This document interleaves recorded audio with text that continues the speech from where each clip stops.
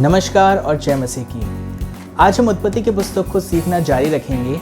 अगर आपने मेरे पिछले वीडियोस को नहीं देखा है तो उन्हें पहले ज़रूर देख लीजिएगा ताकि आपको ये वाला वीडियो और आने वाले सारे वीडियोस बेहतर रीति से समझ आएँ। कोई भी वीडियो मिस हो जाने से चांसेस है कि आप काफ़ी बातों को समझ नहीं पाएंगे। वैसे तो इस वीडियो सीरीज़ में बाइबल के सारे बुक्स को चैप्टर वाइज कवर करना बहुत ही मुश्किल होगा, पर आज के दिन खास तौर से हम उत्पत्ति के पहले अध्याय को समझेंगे क्योंकि जेनेसिस के शुरू के चैप्टर्स बहुत ही इंपॉर्टेंट हैं। आज हम उत्पत्ति के पहले अध्याय को इन सेगमेंट्स में सीखेंगे। सबसे पहले हमेशा के जैसे एक छोटा सा इंट्रोडक्शन होगा, एक परिचय होगा ताकि आप आज की वीडियो को बेहतर समझ सकें। उसके बाद हम बात करेंगे द मिस्ट्री ऑफ गॉड की, यानी परमेश्वर के एक रहस्य के बारे में जो हमें पहले अध्याय में दिखता है। तीसरा हम बात करेंगे गैप थियरी के बारे में। आप में से कुछ लोग इस बारे में जानते होंगे, बहुत ही इंटरेस्टिंग थियरी है ये। चौथा हम बात करेंगे क्रिएटर वर्सेस क्रिएशन की, यानी हम पहले अध्याय में सृष्टि को देखते हैं ज़्यादा या सृष्टिकर्ता को देखते हैं। पांचवें में हम बात करेंगे पहले अध्याय के सृष्टि यानी क्रिएशन के स्ट्रक्चर के बारे में, और अंत में हम बात करेंगे परमेश्वर के चरित्र के बारे में, यानी कैरेक्टर ऑफ गॉड के बारे में, जो हमें पहले अध्याय पढ़कर नज़र आता है। हमेशा के जैसे आज का वीडियो भी बहुत ही इन्फॉर्मेटिव है क्योंकि आज हम कई बातें ऐसी सीखने जा रहे हैं जो हमें शायद पहले नहीं पता थी, इसलिए एंड तक ज़रूर बने रहिएगा।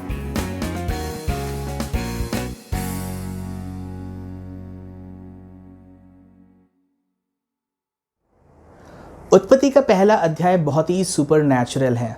ऐसा कहना गलत नहीं होगा। जब हम उत्पत्ति के पहले अध्याय को पढ़ते हैं या फिर सुनते हैं तो हमें ऐसा लगेगा कि हम हॉलीवुड की कोई साइंस फिक्शन की कहानी को सुन रहे हैं। जब हम अपनी मॉडर्न आंखों से उत्पत्ति के पहले अध्याय को पढ़ेंगे तो हो सकता है कि हम में से कई लोग सोचें कि क्या ये हकीकत है, सही में ऐसा हुआ भी था कि नहीं। इसलिए बहुत ज़रूरी है कि हम शुरू में ही इस बात को समझ लें कि हमें बाइबल को कैसे पढ़ना चाहिए और ख़ासकर उत्पत्ति के पहले अध्याय को हमें कैसा समझना चाहिए। अब तक आपको याद हो गया होगा कि उत्पत्ति की पुस्तक को मूसा ने लिखा है। मूसा ने उत्पत्ति की पुस्तक और मूसा की व्यवस्था की बाकी 4 किताबें उस दौरान लिखी जब परमेश्वर इस्राएल को मिस्र से लेकर कनान देश की ओर ले जा रहे थे। वो पूरा 40 सालों का सफ़र था। जब परमेश्वर मूसा के ज़रिए इस्राएल को मिस्र से निकाल रहे थे तो उस दौरान बहुत ही अद्भुत और सुपरनैचुरल बातें हुई थी, जैसे कि मिस्र पर तरह तरह की महामारियाँ आ गई थी, लाल समुंदर 2 हिस्सों में बँट गया था और परमेश्वर ने मिस्र की पूरी सेना को लाल समुंदर में डुबा दिया था। ये सब कुछ इस्राएल ने अपनी आंखों से परमेश्वर को करते हुए देखा था। इन बातों पर हम तब चर्चा करेंगे और तब डिटेल में जानेंगे जब हम लोग निर्गमन की पुस्तक को पढ़ेंगे उत्पत्ति के पुस्तक के ठीक बाद। इसलिए क्योंकि इस्राएल ने परमेश्वर के अद्भुत कामों को अपनी आंखों से देखा था और उन्हें पर्सनली एक्सपीरियंस भी किया था, इसलिए उन्हें परमेश्वर के अस्तित्व के बारे में बिल्कुल भी डाउट नहीं था, यानी बिल्कुल भी शंका नहीं था कि परमेश्वर है भी या नहीं है। इसलिए जब मूसा उत्पत्ति का पहला अध्याय लिखता है तो वो सब बातों की शुरुआत बताता है, सब बातों की उत्पत्ति बताता है कि ये सृष्टि कैसे अस्तित्व में आई, सूरज चांद सितारे कैसे अस्तित्व में आए, पेड़ पौधे जानवर, इन सब की शुरुआत कैसे हुई। लेकिन मूसा परमेश्वर के अस्तित्व को साबित करने की कोशिश नहीं करता है, क्योंकि वो अज्यूम करता है कि उसके जो पढ़ने वाले हैं, यानी उसके वचन को पढ़ने वाले लोग परमेश्वर को जानते हैं। और उस समय के जो पढ़ने वाले लोग यानी जो इस्राएल थे वो परमेश्वर को जानते भी थे, क्योंकि उन्होंने परमेश्वर के अद्भुत कामों को अपनी आंखों से देखा और पर्सनली एक्सपीरियंस भी किया था। पर हमारे लिए ये मुश्किल हो जाता है इन सब बातों पर विश्वास करना, क्योंकि हमारे साथ इस लेवल की सुपरनैचुरल बातें नहीं होती हैं। तो अब हम कैसे विश्वास करें इन सब बातों पर। इब्रानियों की पत्री में कुछ वचन हैं जो हमें मदद करेंगे इस बात को बेहतर समझने के लिए। वहाँ पे ऐसा लिखा है, विश्वास ही से हम जान सकते हैं कि सारी सृष्टि की रचना परमेश्वर के वचन के द्वारा हुई है। और आगे ऐसा भी लिखा है, परमेश्वर के पास आने वाले को विश्वास करना चाहिए कि वो है और अपने खोजने वाले को प्रतिफल देता है। यानी जब हम बाइबल को पढ़ते हैं तो हमें ये विश्वास करना है कि परमेश्वर है, इसलिए परमेश्वर पर विश्वास होना सबसे मेन एलिमेंट है बाइबल स्टडी में। आइए अब हम बात करते हैं द मिस्ट्री ऑफ गॉड की। उत्पत्ति का जो पहला अध्याय है और उसका जो पहला वचन है वो बहुत ही खूबसूरत वचन है। वहाँ पे ऐसा लिखा है कि आदि में परमेश्वर ने आकाश और पृथ्वी की सृष्टि की। आप में से शायद कई लोग जानते नहीं होंगे, लेकिन ये जो सेंटेंस है, ये जो वाक्य है, ओरिजिनल भाषा में यानी इब्रानी भाषा में वो ग्रामेटिकली गलत है पर थियोलॉजिकली राइट है। यानी इस वाक्य का व्याकरण तो गलत है पर इसका मतलब सही है ओरिजिनल इब्रानी भाषा में। ऐसा मैं इसलिए बोल रहा हूँ क्योंकि जो इब्रानी शब्द परमेश्वर के लिए इस्तेमाल हुआ है वो एलोहीम है, जो कि एक बहुवचन शब्द है। लेकिन इसी वाक्य में जो क्रिया है सृष्टि की, ये एक वचन शब्द है। अब जब हम इन वचनों को हिंदी या अंग्रेज़ी बाइबल में पढ़ेंगे तो हमें ये बात दिखती नहीं है कि ये एक वचन है कि बहुवचन है। इसलिए ये बात वही समझ सकता है जिसको इब्रानी भाषा की थोड़ी समझ हो। हिंदी में इसे आसान रीति से समझाने के लिए मैं आपको एक छोटा सा उदाहरण देता हूँ। जब मैं कहूँगा कि बच्चा स्कूल जा रहा है तो ये ग्रामेटिकली सही सेंटेंस है, यानी इस वाक्य में कोई भी व्याकरण की गलती नहीं है क्योंकि बच्चा एक है और इसलिए हम कहते हैं कि वो जा रहा है। लेकिन मानिए अगर मैं ऐसा कहूँ कि बच्चे स्कूल जा रहा है, तो क्या इसका व्याकरण सही है? क्या ये ग्रामेटिकली सही सेंटेंस है? नहीं, ये ग्रामेटिकली सही नहीं है क्योंकि जब हम बोलेंगे बच्चे तो हम उसके साथ क्रिया बोलेंगे कि वो जा रहे हैं। हम ये नहीं बोलेंगे कि वो जा रहा है क्योंकि बच्चा एक वचन है इसलिए हम बोलते हैं जा रहा है, बच्चे प्लूरल है यानी वो बहुवचन है इसलिए हम बोलते हैं जा रहे हैं। ठीक इसी तरह बाइबल में जब कभी एलोहीम शब्द का प्रयोग हुआ है परमेश्वर के लिए, वो एक बहुवचन शब्द है, पर इसके साथ जो क्रिया का इस्तेमाल हुआ है बाइबल में वह हमेशा एक वचन ही रहा है, जबकि होना तो बहुवचन चाहिए था, उसी लॉजिक के हिसाब से जो मैंने अभी थोड़ी देर पहले भी आपको समझाया। पर बाइबल के अंदर ऐसा लिखा जाना कोई गलती नहीं है क्योंकि मूसा ने जानबूझकर इस तरीके से इन वाक्यों को यानी इन सेंटेंसेस को कंस्ट्रक्ट किया है क्योंकि इन वाक्यों में परमेश्वर का रहस्य छुपा हुआ है। इसका क्या मतलब है?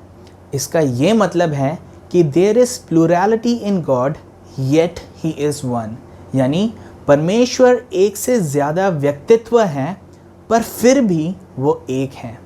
अब ये सुनने में बहुत कंफ्यूजिंग लगता है और यकीन मानिए ये है भी। इसी से संबंधित एक शब्द आपने शायद चर्च में सुना होगा जो है ट्रिनिटी यानी त्रिएकता, जो ये दर्शाता है कि पिता, पुत्र और पवित्र आत्मा तीन अलग अलग व्यक्तित्व तो हैं पर वो एक ही हैं। अब ये बहुत ही समझ से बाहर और इलॉजिकल बात लगती है और है भी। सदियों से कई बड़े बड़े लोगों ने इस कंसेप्ट को यानी ट्रिनिटी के कंसेप्ट को समझने और समझाने की कोशिश करी है, पर ये एक मिस्ट्री बना हुआ है क्योंकि इसमें समस्या ये है कि हमारे गणित के अनुसार 1 + 1 + 1 = 3 होता है, यानी 1 + 1 + 1 3 होते हैं। लेकिन परमेश्वर के लिए जब ये इस्तेमाल होता है तो 1 + 1 + 1 स्टिल = 1, यानी 1 + 1 + 1 एक ही रहता है परमेश्वर के लिए। अब कई लोग इस प्रॉब्लम के वजह से नाराज़ हो जाते हैं या कई लोग परेशान हो जाते हैं कि आखिर ये त्रिएकता है क्या, मुझे समझ क्यों नहीं आ रहा, या कोई पास्टर मुझे समझा क्यों नहीं पा रहा। पर मुझे पर्सनली बहुत खुशी होती है कि ये जो ट्रिनिटी का कंसेप्ट है, हालांकि दिखता है बाइबल में पर मुझे भी समझ नहीं आता। इनफैक्ट हम मनुष्यों के लिए लगभग इम्पॉसिबल है, यानी लगभग नामुमकिन है कि हम इस कंसेप्ट को अपनी सीमित बुद्धि से पूरी रीति से समझ पाएँ। और ये अच्छी बात है क्योंकि अगर हम परमेश्वर को पूरी रीति से अपने बुद्धि से समझ सकते हैं तो परमेश्वर कहलाने के लायक नहीं है। इसलिए क्योंकि ट्रिनिटी यानी त्रिएकता हमारी समझ से परे है, तो ये इस बात को और ज़्यादा कंफर्म करता है कि परमेश्वर कितना ज़्यादा महान है।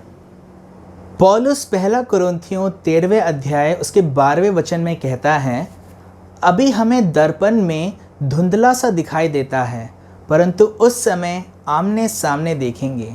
इस समय मेरा ज्ञान अधूरा है परंतु उस समय ऐसी पूरी रीति से पहचानूंगा जैसा मैं पहचाना गया हूँ। पौलुस बहुत ही आत्मिक और बहुत ही ज्ञानी परमेश्वर का दास था। यीशु मसीह के बाद अगर कोई है जिसने क्रिश्चियनिटी को बहुत ही मैसिवली इन्फ्लुएंस किया है, यानी बहुत ही गहरा प्रभाव डाला है, तो वो पौलुस है। पौलुस का कई बार क्रिश्चियनिटी का यानी मसीहत का सेकंड फाउंडर यानी संस्थापक भी कहते हैं यीशु मसीह के बाद। पौलुस ने ही बाइबल की सबसे ज़्यादा पुस्तकों को भी लिखा है और वो एक बहुत बड़ा जीनियस था और बहुत ही बड़ा थियोलॉजियन भी था। पर आपने देखा वो क्या कहता है? पौलुस कहता है कि उसे अभी धुंधला धुंधला सा दिखाई देता है और वो आगे ये भी कहता है कि मेरा ज्ञान अधूरा है। पर जिस दिन वो मसीह को आमने सामने देखेगा उसका धुंधलापन हट जाएगा, उसका अधूरा ज्ञान पूरा हो जाएगा। दूसरे शब्दों में कहा जाए तो जिस दिन हम प्रभु यीशु मसीह को अपने आमने सामने देखेंगे उस वक्त हमारे सारे डाउट्स, सारी शंकाएं दूर हो जाएंगी। तब तक हमें विश्वास करना है कि परमेश्वर है। आइए अब हम बात करते हैं गैप थियरी के बारे में। इस थियरी के अनुसार माना जाता है कि उत्पत्ति पहले अध्याय के पहले वचन के बाद, नहीं तो दूसरे वचन के बाद, पर तीसरे वचन से पहले एक इनडेफिनेट टाइम पीरियड रहा होगा। यानी उत्पत्ति पहले अध्याय के पहले वचन के बाद, नहीं तो दूसरे वचन के बाद, पर तीसरे वचन से पहले एक बहुत ही लंबा टाइम पीरियड रहा होगा, जिसके बाद ही परमेश्वर ने सृष्टि की रचना शुरू करी है। ये जो टाइम पीरियड है यह कई हज़ारों लाखों सालों का भी हो सकता है, पर क्योंकि बाइबल इस बारे में चुप है इसलिए ये सिर्फ एक अजम्पशन है या एक अनुमान है। इस थियरी में ऐसा इसलिए माना जाता है क्योंकि जो सबसे पहला वचन है वो ऐसा कहता है कि आदि में परमेश्वर ने आकाश और पृथ्वी की सृष्टि की, और जो दूसरा वचन है वो कहता है कि पृथ्वी बेडोल, सुनसान और अंधकार से भर गई थी, हर जगह पानी था और उसके ऊपर पवित्र आत्मा मंडराता था। कई बाइबल के विद्वान मानते हैं कि जो परमेश्वर ने पृथ्वी बनाई थी पहले वचन में, वो बेडोल, सुनसान और अंधकार से भर गई थी किसी कारण से जिसे हम नहीं जानते हैं, और फिर परमेश्वर ने वचन 3 से इस पृथ्वी की पुनर्सृष्टि करी जिसमें हम लोग रहते हैं।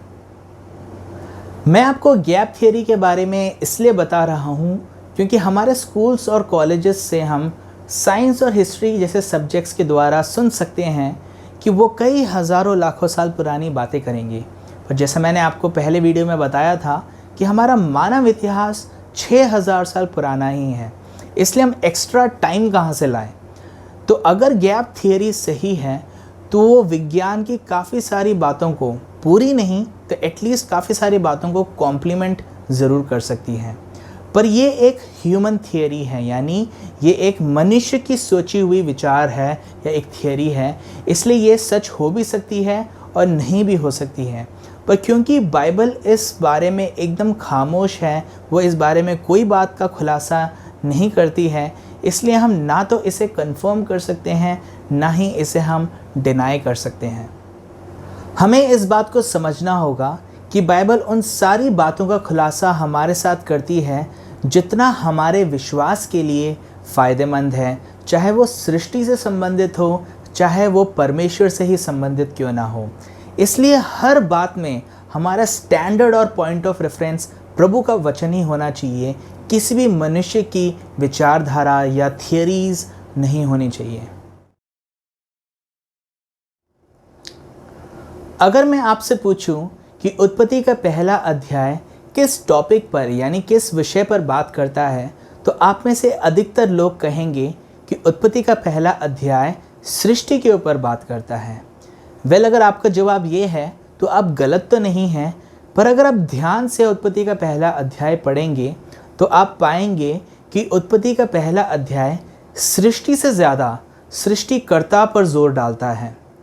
उत्पत्ति के पहले अध्याय में 31 वचन हैं, जिसमें तकरीबन 35 बार परमेश्वर का जिक्र हुआ है इब्रानी बाइबल में। इससे ये पता चलता है कि उत्पत्ति का पहला अध्याय सृष्टि के बारे में तो है ही, पर उससे कहीं ज़्यादा वो इस बारे में जोर देता है कि परमेश्वर कौन है और परमेश्वर क्या क्या कर रहे हैं। अगली बार जब आप उत्पत्ति के पहले अध्याय को पढ़ें तो इस बारे में ज़रूर ध्यान दीजिएगा। आइए अब हम उत्पत्ति के पहले अध्याय से सृष्टि के स्ट्रक्चर को समझते हैं। उत्पत्ति के पहले अध्याय के शुरुआत में ही ये बता दिया गया है कि पृथ्वी बेडोल, सुनसान और अंधकार से भरी हुई थी, यानी ये रहने लायक जगह बिल्कुल भी नहीं थी। फिर हम देखते हैं कि परमेश्वर ने इस सृष्टि की रचना 6 दिनों में करी। आप में से कई लोगों ने शायद नोटिस नहीं किया होगा कि ये 6 दिन 3 दिन के 2 सेट में हैं। सबसे पहले 3 दिनों में परमेश्वर एनवायरनमेंट को बनाते हैं, यानी उन वातावरणों को बनाते हैं, और उसके बाद जो 3 दिन हैं उनमें वो उस वातावरण या उस एनवायरनमेंट के अनुसार चीज़ें बनाते हैं। ये बहुत ही सिस्टमैटिक वे में परमेश्वर ने सृष्टि को किया है, इसको दिखाता है। अब हम इस वीडियो के एकदम अंतिम सेगमेंट में आ चुके हैं और अब हम परमेश्वर के चरित्र के बारे में उत्पत्ति के पहले अध्याय से समझने की कोशिश करेंगे। सबसे पहली चीज़ जो हम लोग परमेश्वर के बारे में जानते हैं वो ये है कि परमेश्वर सर्वशक्तिमान है। He is the almighty God. आपने देखा होगा कि परमेश्वर ने पूरी सृष्टि की रचना अपने शब्द से करी, यानी परमेश्वर ने कहा और हो गया। आप अंदाज़ा लगा सकते हैं कि परमेश्वर में कितनी सामर्थ्य है कि इस पूरी सृष्टि को परमेश्वर ने सिर्फ अपने शब्द से ही रचा दिया।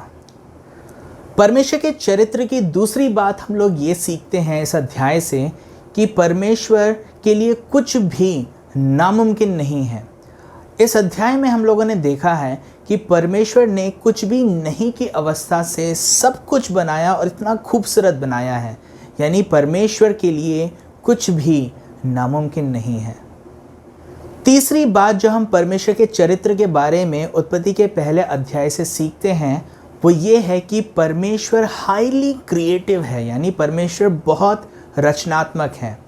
अगर आप परमेश्वर की सृष्टि को देखें, पहाड़ों को देखें, नदियों को देखें, वादियों को देखें, मनुष्यों को ही आप देख लीजिए, तो आप इस बात को मानेंगे कि परमेश्वर कितने क्रिएटिव है, कितने रचनात्मक हैं। इतनी अद्भुत सृष्टि परमेश्वर ने की है।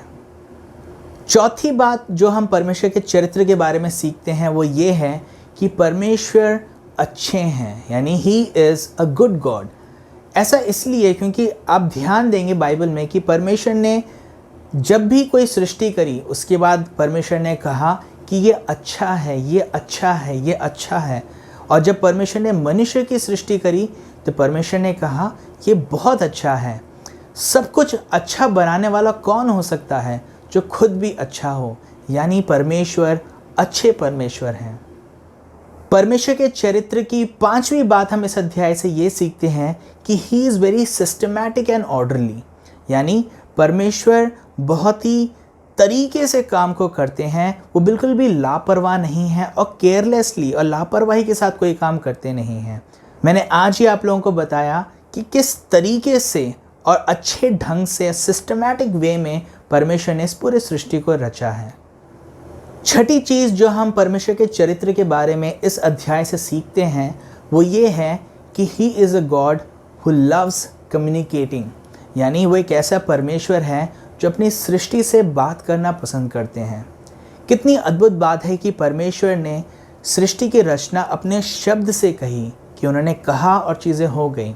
मनुष्यों को अपने हाथ से ज़रूर बनाया, लेकिन वो हमेशा अपने मनुष्यों से बात करने के लिए आते थे, जो हम आने वाले वचनों में हम देखेंगे। यानी ये एक ऐसे परमेश्वर हैं, हम एक ऐसे परमेश्वर की संतान हैं जिनको हमसे बात करना पसंद है। क्या आपको अंदाज़ा था कि आप और मैं कितने महान परमेश्वर की संतान हैं? आज आपको उसका थोड़ा सा स्वाद मिला होगा। अगर आपको इन 6 पॉइंट्स के अलावा भी कोई ऐसी बात इस पहले अध्याय से दिखती है तो आप मुझको YouTube के कमेंट सेक्शन में लिख के ज़रूर बताइएगा। मुझे बड़ी खुशी होगी आपके कमेंट्स को देखकर और आपके साथ बात कर YouTube के कमेंट सेक्शंस में भी। हमेशा की तरह आप इस वीडियो को दूसरों के साथ भी ज़रूर शेयर करिएगा ताकि जो जो बातें आपने सीखी हैं वो दूसरे भी सीख सकें। अगर आपने चैनल को अभी तक सब्सक्राइब नहीं किया है तो उसे भी ज़रूर कर लीजिएगा, ताकि आने वाले वीडियोस की जानकारी आपको तुरंत मिल जाए। अंत में ये कहना चाहूँगा कि आप बाइबल को पढ़ते रहिएगा और परमेश्वर के करीब आते रहिएगा। आप मेरे साथ इस वीडियो के एंड तक बने रहे, इसलिए बहुत बहुत धन्यवाद। हमारी मुलाकात अगले वीडियो में होगी, तब तक अपना ध्यान रखिएगा। सबको नमस्कार और जय मसीह की।